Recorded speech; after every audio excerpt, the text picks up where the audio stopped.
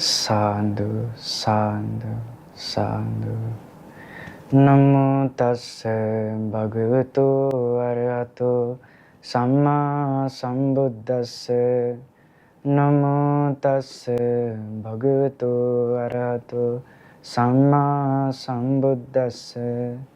Namo tassa bhagavato arahato samma sambuddhassa. Sadhu, sadhu, sadhu.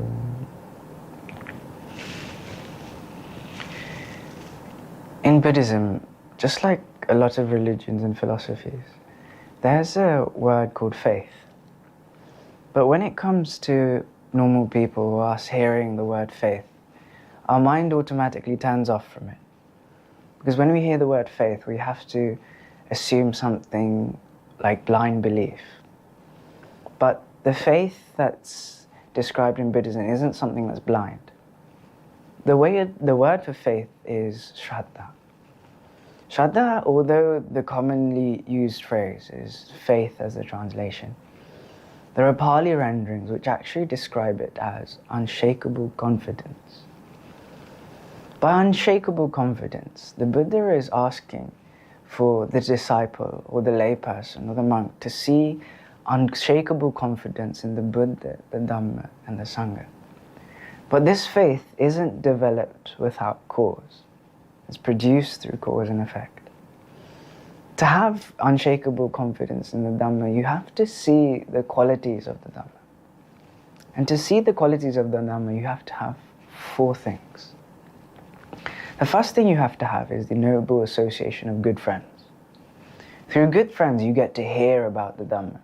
You get to hear about the problems with the mind's defilements. You get to hear about greed, hatred, and delusion. But just listening and hearing about it is not enough. You have to apply it to yourself. When you apply it to yourself, you start seeing the truth behind it. When you start seeing the truth is when you develop confidence in the Dhamma. Think about it like a teacher at school. When we learn that the teacher is acting for our benefit, when we learn that the teacher is skilled and what she's teaching is good and real and useful, we develop confidence in them.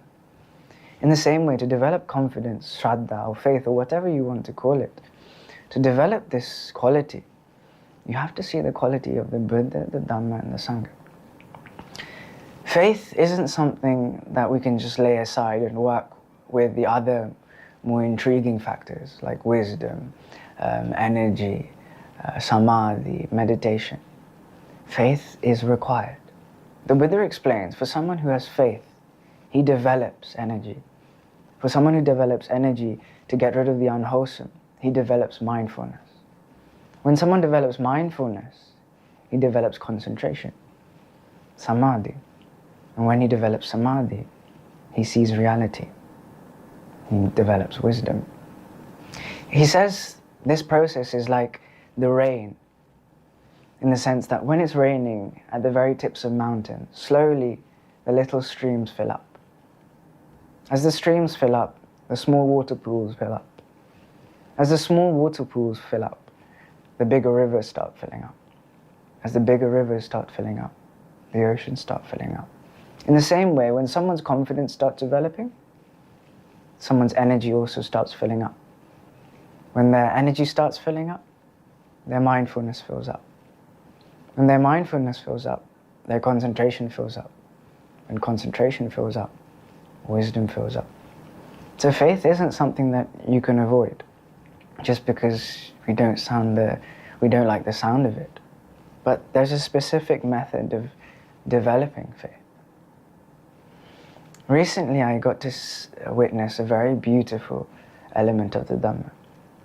There's a very famous stanza that a lot of people around the world use to describe the qualities of the Dhamma, and you probably know about it at home. And it's called Swakkhatu Bhagavata Dhammo Sanditthiko Akaliko. The word Akaliko there is very special. Kale in Pali means time. When you add the A before it, it means it's timeless. The Buddha's Dhamma is timeless in the sense that it's true in the past, it's true in the present and it will be true in the future. But this is also something that you have to see for yourself. In a very particular sutta called the Rattapala Sutta, which is found in the middle-length discourses, there's a beautiful story about a young monk who wishes to, a young boy who wishes to become a monk but doesn't get his parents' permission. Through many problems, he finally gets the requested permission and becomes a monk. After one whole week, he becomes an enlightened monk. And after becoming enlightened, he goes back home, where his parents try and entice him to come home again. But this doesn't work. He has a simple meal, and at the end of the day, he goes to a beautiful forest to reside. And when he's in this forest, there's a king called King Karavya. King Karavya was rather confused about this young man's ordination, because he had heard different rumors about why people ordain.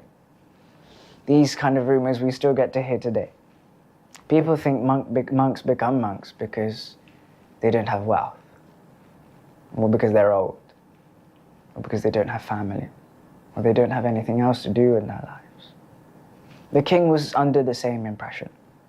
And he went to Venerable Rattapala, who was meditating under the tree, and said, "Venerable sir, I'm rather confused. I've known your family for a long time. I know you are young, you are black-haired, you are youthful. Why did you become a monk? I know that you're wealthy. You're a wealthy family from this country. Why is it that you became a monk? I know you have lots of family. I know your family tree extends all throughout this country. Why is it that you became a monk?" Venerable Rattapala, he replies with 3 truths. He says, because of these 3 things is why I became a monk. And when I was reading these 3 truths, it was amazing to see that this discourse was taught 2,600 years ago, because it's still very much true today.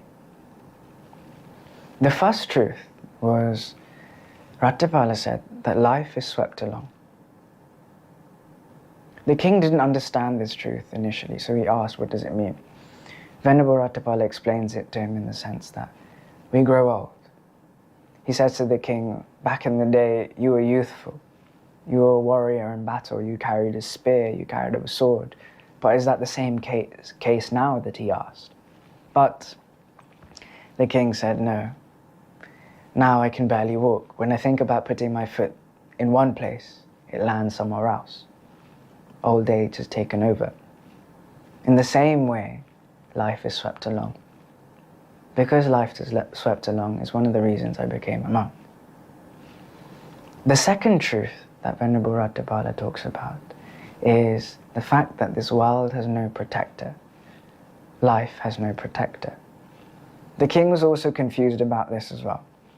He said, Venerable sir, I've got cavalry, I've got infantry, I've got guards outside my chambers, but you tell me that there's no protector.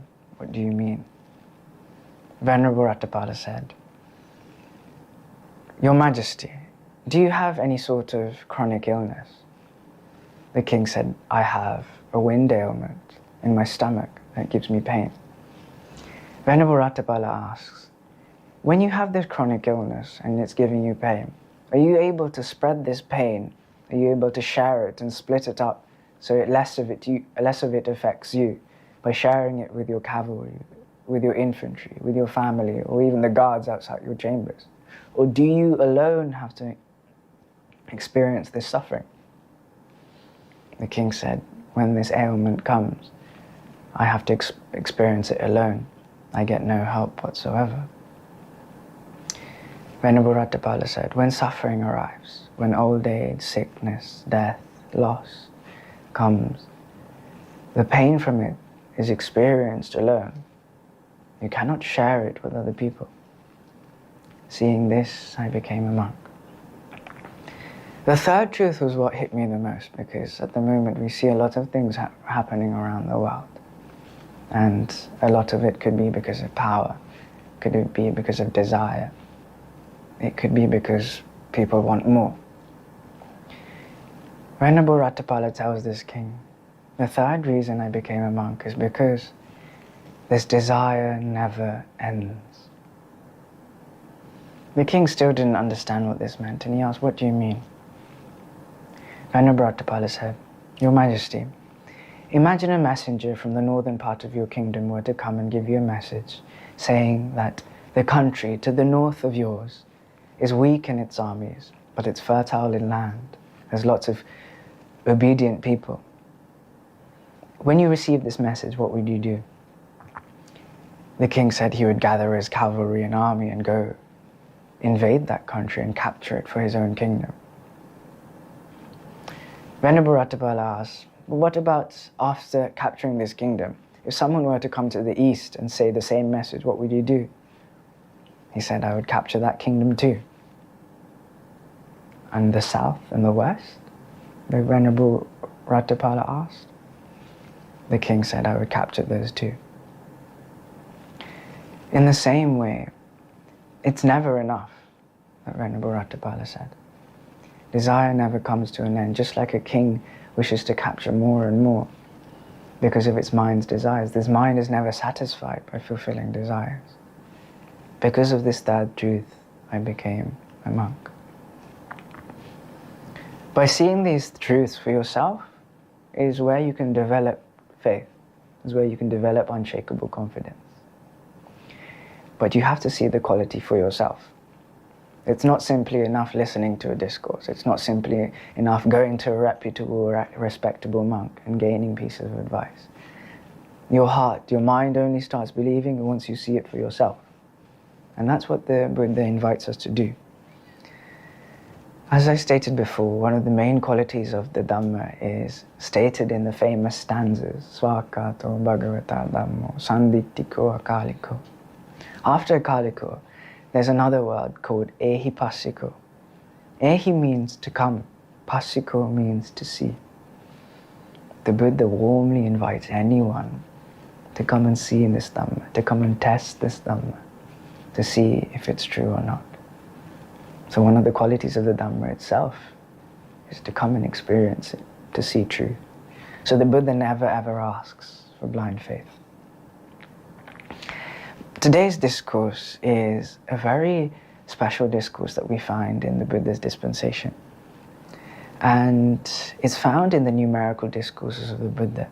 And it's called the Pahārāda Sutta.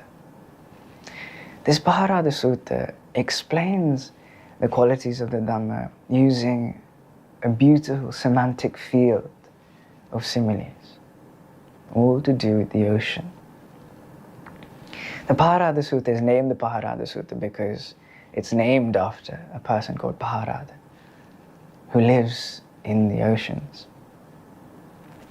So this mystical being, he comes to the Buddha and has a conversation with him. And as he begins conversing, he gets asked a question by the Buddha. And the Buddha asks, Paherada, what is it that you and your people love about the ocean? What makes you so fond of it? What do you like about it? Paherada says to the Buddha, Buddha, I see 8 qualities of this ocean that we take fond of. These 8 qualities make the ocean amazing and astounding. Acharyam adbhutam. The first quality of the ocean that we love is the fact that the ocean doesn't become deep abruptly. It becomes deep ever so slowly. From the beginning of its shores, it's very shallow, and as you walk out into the ocean, it gradually gets deeper. This is one of the wonderful qualities of the ocean. The second quality of the ocean that we like is the fact that the ocean never goes beyond its shores. The ocean always knows its limits. This is one of the wonderful qualities of the ocean. Now, these qualities of the ocean are different to what we see about the ocean. We enjoy its sunny beaches, we might enjoy the nice views, but these creatures enjoy it in a different way. There's more depth to their enjoyment. So, after stating that second reason, how he likes the fact that the ocean never goes beyond the shores, he speaks about the third reason. The third reason is he enjoys the fact that the ocean doesn't associate with dead corpses. He enjoys the fact that as soon as a dead corpse arrives in the ocean, it simply floats. And after it floats, it gets washed up on the beaches. He likes the fact that the ocean doesn't associate with dead corpses. The fourth thing that Paherada enjoys is the fact that although around the world there are very famous rivers, in India there were 5 famous rivers during this time, and they've named this in the suttas. There's the Ganga, Achirivati, Sarabu, Mahi. These famous rivers, no matter how famous they are, no matter how famous the waters of these rivers are, once they all come to the ocean, they all get given one name. So it doesn't matter how famous it is. Once you come to the ocean, it just gets called the ocean. This is one of the qualities that we love about the ocean. The fifth quality the Paherada man liked was the fact that no matter how much it rains, so rains can try and fill up the ocean, but the ocean never says that's enough, no more rain. He never puts a limit on the amount of water that comes in. That's a wonderful quality of the ocean that we like. Number 6, no matter what you like, no matter what kind of water that you taste around the world, the ocean always tastes like salt. It tastes salty. That's another quality that we love. Number 7, the ocean is full of precious substances. It's full of valuable items, valuable things, gemstones. It states rubies, lapsulis, sapphires, gold, silver and pearls. These beautiful artifacts, these beautiful gemstones make the ocean a wonderful place, the Paharada, Asura said. And lastly, the ocean is full of beautiful creatures. So many creatures that the human eye has never seen before. And these beautiful creatures make the ocean a wonderful place. And he states these 8 reasons. After stating these 8 reasons, Paherada then asks the Buddha a question for himself. He says, Buddha, it is true, me and my people, we enjoy the ocean ever so much. But your dispensation is full of monks. It's full of female monks. It's full of lay people. It's full of children. What do they see in the dispensation? What do they see in the Dhamma? What do they see in the teaching? So what Paherada is asking is here, my people are happy with me, but are people happy in your philosophy or in your teaching? And the Buddha's reply here is amazing. Even when you're listening to this, you have to see not just the teaching itself, but you have to see the Buddha's wisdom and the richness of the Dhamma. Keep your eye out for the qualities, okay? And see if the past is still viable for the present, whether these teachings will match the future too. That's where you can see the timeless element. The Buddha replies like this. He says, yes, of course, my disciples enjoy life in the dispensation. There are 8 amazing and wonderful qualities that are found inside my Dhamma too. And he starts giving his responses to Paherada. He says, Paherada, just like the ocean gradually gets deeper, my Dhamma, it doesn't become deeper abruptly. It becomes deeper gradually. But what does this mean? What the Buddha is saying here is, when you go to monasteries, you often get to listen to really simple discourses. You get to listen about kindness. You get to listen about compassion, about equanimity, or simply being a good person, practicing generosity, looking after your parents. This is like the shallow end of the water. This is where you learn to swim. This is where we learn to swim. But as the water gets deeper, you get to experience deeper parts of the Dhamma. You get to hear about different elements. You get to hear about consciousness. You get to hear about the 5 aggregates of clinging. You get to hear about dependent origination. But you don't simply jump into the deep end of Buddhism. You start off slowly. In the same way that the ocean doesn't become deeper abruptly. The Buddha explains to Paherada, my Dhamma doesn't become deeper abruptly. There's gradual training. There's gradual progress. This is one of the wonderful qualities of the Dhamma. The next quality the Buddha talks about is also similar to Paherada's second quality. Paherada said that I love the ocean because it never overflows its boundaries. The Buddha replies to this and says, just like the ocean never overflows its boundaries, my disciples, they never go beyond their precepts. So for a layperson, you have 5 precepts. You have don't kill, don't steal, don't sexually misconduct, don't tell lies, and don't take intoxicants and alcohol. On Puya days or full moon days, you'll take the Uposatha Sila, where you will not eat after 12 o'clock. You will not engage in music and dancing and beautifying yourself. Monks have a different set of precepts. And all of these disciples, they know the limits of where their boundaries are. They never go beyond their precepts.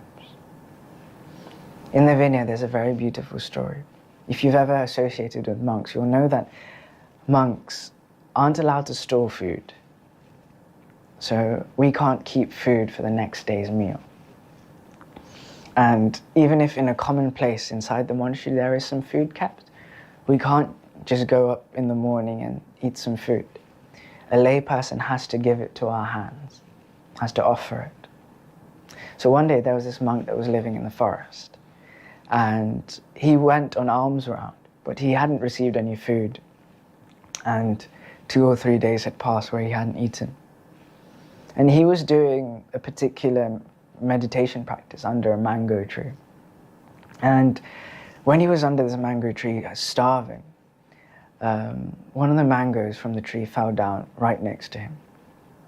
And he saw the mango. And for most people, a fallen mango provides a meal. But this monk, he saw the mango and he thought to himself, this hasn't been offered to me. This hasn't been given to my hand. Even for life's sake, I will not break my precepts. And the monk refuses to eat, and he stays there. And after a couple more days, another monk enters the forest and sees this monk sitting under the tree, looking weak. He carries him, gives him food. This monk later becomes a fully enlightened monk. This is the same for disciples now. There's never really an excuse to kill animals. There's never really an excuse to steal. There's never really an excuse to sexually misconduct, tell lies, or take intoxicants. The Buddha says, my disciples who practice Buddhism, they know their boundaries. They will never go beyond breaking their precepts. The third quality that Paherada stated was the fact that the ocean never ever deals with dead corpses. It simply pushes them ashore.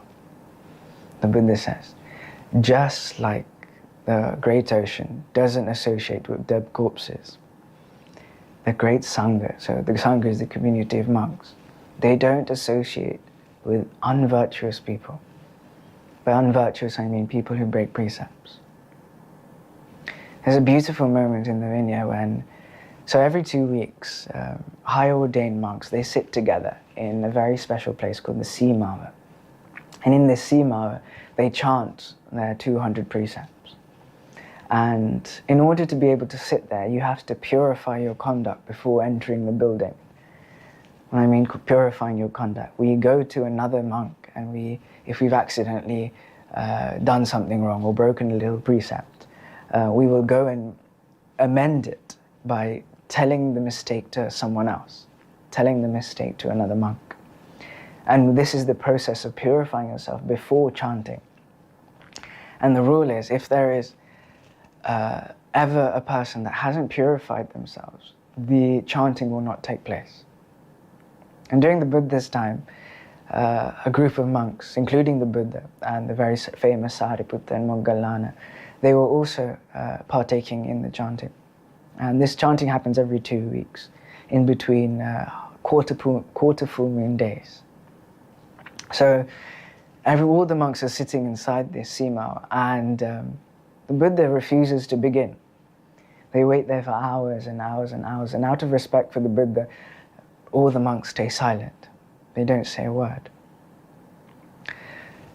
After some time, Venerable Mangala, he realizes that something is wrong. He says to himself, okay, the Buddha is not starting this chanting because of a reason. And what Venerable Mangala does, he starts looking at the minds of all of the other monks. And Venerable Mangala is the most foremost in psychic power. And he reads the minds of all the monks there. And he sees that one monk has broken a precept, and he's sitting there. And because the Buddha sees this, he refuses to start the chanting. Venerable Mangala, he goes up to this monk and says, I see you, you've broken a precept, you need to leave. But this monk, he stays with his eyes closed as if nothing happened. And he doesn't budge. Then Mangala holds his arm and says, look, you need to go, and escorts him out of the sima. As soon as he steps outside and Venerable Mangala comes back in, the Buddha starts the chanting. So they got rid of the person who's unvirtuous. I mean, they will help him get over his mistake, but they won't associate with people who are continuously unvirtuous. Just like the ocean doesn't associate with dead corpses. The next quality is something that I really like. Because a lot of people, a lot of societies in this world, they rotate around wealth, prestige, fame. But this really shows how the Buddhist community might be different. Well, might be different. Paherada said that the famous rivers, when they come to the ocean, they all lose their famous names. The Buddha says in the same way. There are monks who come and ordain, and they come from aristocratic families sometimes. They come from wealthy families. They come from educated families. They come from undereducated families. They come from poor families. They come from all sorts of places.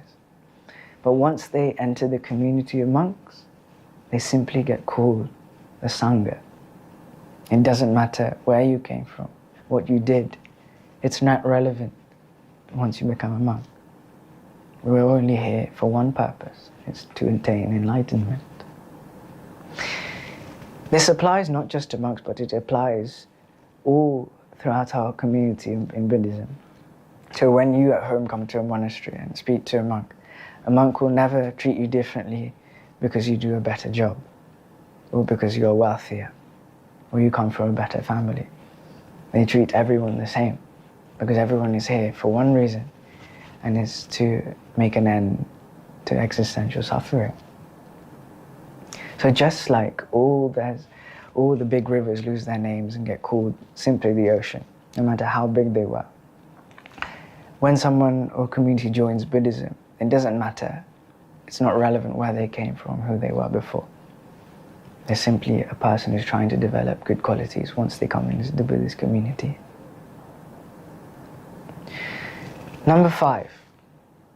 Number 5 was the fact that no matter how much it rains, the oceans never ever fill up. The Buddha explains there are 4 people who understand the Dhamma. The first person is a stream enterer. The second person is a once returner. The third person is a non-returner. The fourth person is an arahant. In a children's program, I explained the sutta like this. So imagine in a class where there's a ranking. And in that class, not everyone can be the first person or first place. Not everyone can be second place. No one can be third place. Those places are exclusive. In the Buddhist dispensation, just because one person develops a quality, becomes an arahant, it doesn't take up space for anyone else. It means that there's no competition. No one is better than anyone else.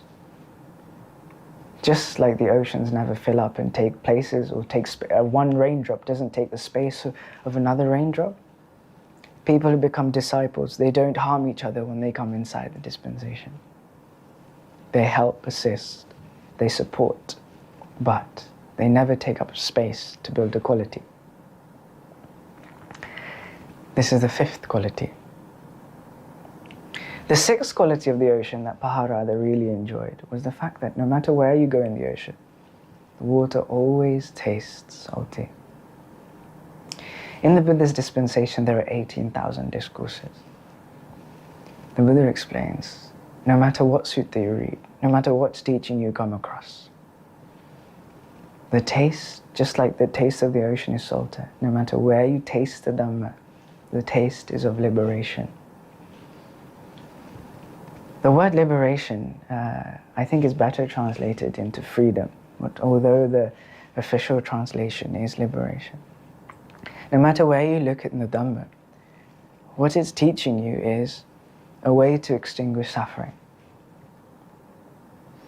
So, example, you're at home angry at someone. You open up a book and you read about loving kindness meditation. It liberates you from that anger, it liberates you from that suffering. You're jealous at someone at your workplace. You come home, read a sutta about altruistic joy.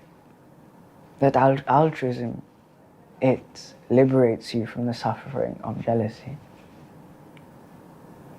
You go somewhere and you see someone else's house and you really want it to be yours.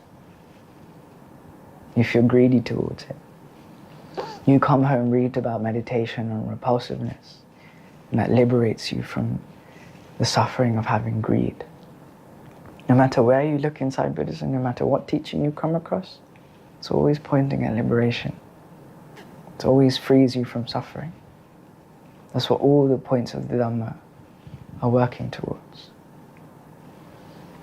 In short, all the Buddha's discourses are aimed at teaching the Four Noble Truths. If you've ever seen a Dhamma wheel, one of my teachers explained it like this. If you see a Dhamma wheel, you'll notice that all the spokes on the wheel, they point to the center of the wheel. In the same way, all the Buddha's discourses, they point towards the Four Noble Truths.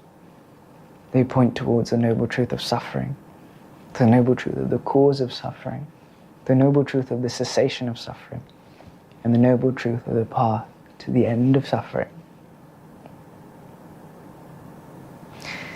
The ultimate taste of Buddhist teachings is the understanding of suffering. Number 7, the ocean is full of precious substances like pearls, rubies, gold, silver. In the same way, there are precious substances in this Dhamma, and the Buddha replies. In Buddhism, we get to hear these words called the 37 aids to enlightenment. The 37 aids to enlightenment are all individual tools that you can use to get rid of defilements.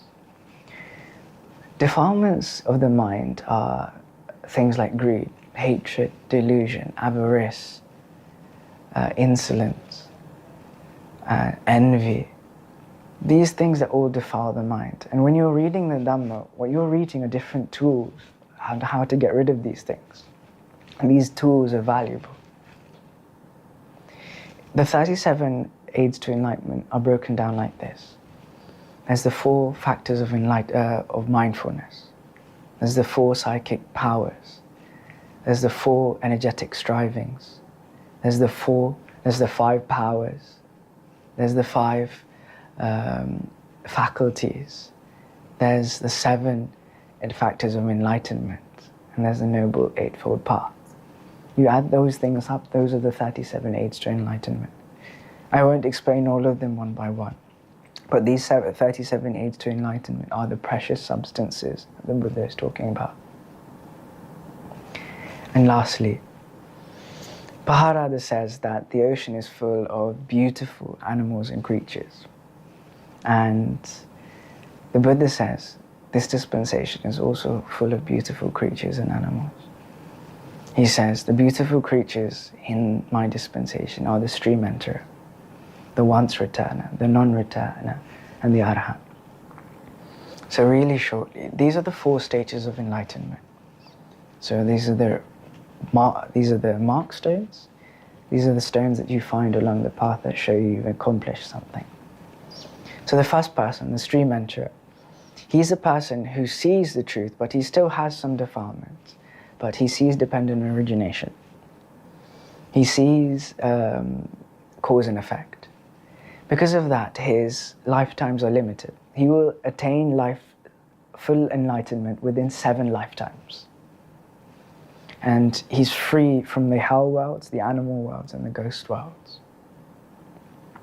That's the nature of a stream enterer. Then we have a once returner. This once returner only comes to the human world once. Then we have the non-returner. The non-returner is a person who never comes back to any other world apart from one of the highest heavens, called the Suddhavasa. In this world, he will attain final enlightenment. And then we have the fully enlightened arahant. The arahant isn't reborn again. This other day, a little boy came up to me and asked, if an enlightened monk doesn't get reborn, where does he go? And the Buddha provides a beautiful simile as to the answer to this. He says, imagine a fire, and think about the conditions and causes of a fire. Fire needs something to burn, it needs heat, and it needs air. These 3 things will fuel a fire. But imagine you take one of the fuels out, you take away the air, the heat, or the burning substance. What happens to the fire? The fire disappears. But what if someone were to ask, where did the fire go? Did it go north? Did it go east? Did it go south? Or did it go west? Would that question, in a sense, be correct? In the same way, asking where an enlightened person goes after passing away is like asking where the fire went. Because there's no cause, there's no effect for the fire. In the same way, there's no cause for existence, there's no effect of existence, is what the Buddha teaches. So those are the 8 qualities that the Buddha explains. So once you hear about these qualities, what we have to do is remember these qualities and try and see them. So when you're looking at the Dhamma, try and observe the fact that it becomes deeper very gradually. Try and witness it in your own experience. Over time with Dhamma, you start to understand things that you didn't understand before, the gradual. When you're associating with monks or lay people, you'll see how refrained they are from breaking precepts.